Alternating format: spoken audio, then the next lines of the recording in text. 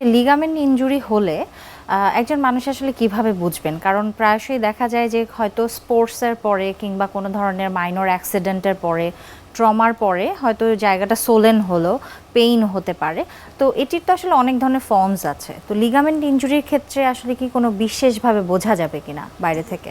যারা বিশেষ করে অর্থোপেডিক সার্জন তারা কিন্তু ইতিহাস নেবে যে তার ইনজুরিটা কি হয়েছিল এবং ইনজুরির পরে হাঁটু ফুলে গিয়েছিল কিনা, বা ইনজুরির এই পরে আরও কিছুকাল পরে তার হাঁটতে চলতে বা সিঁড়িতে উঠতে নামতে অসুবিধা হয়েছিল কিনা, এটা একটা টিপিক্যাল হিস্ট্রি দিয়ে সে বুঝতে পারে। দ্বিতীয়ত তাকে এক্সামিনেশন করব, আমাদের কিছু হ্যান্ডের টেস্ট আছে, এক্সামিনেশন টেস্ট আছে, ড্রয়ার টেস্ট, ম্যাকমারি টেস্ট, এই সমস্ত টেস্ট করেও ক্লিনিক্যালি আমরা বুঝতে পারি যে তার হাঁটুর লিগামেন্ট ইনজুরি হচ্ছে। তারপরে যদি সে মনে করে যে তার লিগামেন্ট ইনজুরি হয়েছে বলে প্রতিমান হচ্ছে, তখন সে এমআরআই করবে এবং ক্লিনিক্যাল টেস্ট এবং এমআরআই কনফার্ম করবে যে তার এসিএল বা পিসিএল বা মেনিসকাস ছিঁড়ে গেছে।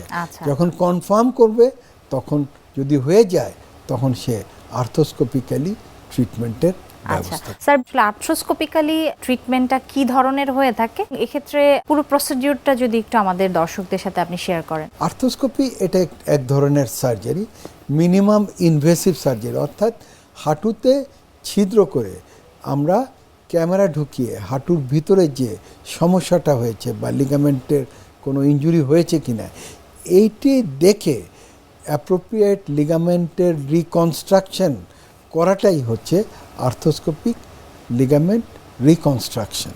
আমরা সাধারণত যখন কনফার্ম হই তখন আমরা দুটো ছিদ্র করি, একটি ছিদ্রতে আমরা ক্যামেরা ঢুকাই হাঁটুর ভিতরে, আরেকটি ছিদ্রতে আমরা ওয়ার্কিং পোর্টাল বা ওখানে দিয়ে আমরা কাজ করি।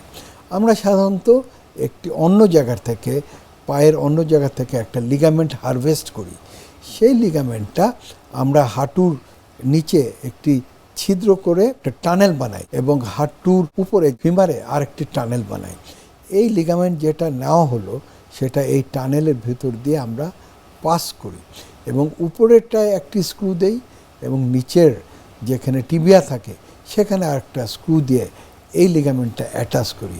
এই পুরো প্রক্রিয়াটাকে বলা হয় আর্থ্রোস্কোপিক লিগামেন্ট রিকনস্ট্রাকশন। এটা কি সিঙ্গেল সেটিংয়ে সম্ভব কিনা এবং রিপিটেশন লাগে কিনা? আমাদের যে মিনিমাম ইনভেসিভ প্রসিডিওরটা সেটা হচ্ছে এসিএল যদি থাকে বা এমসিএল থাকে, দুটো লিগামেন্ট আমরা এক সিটিংয়ে করি।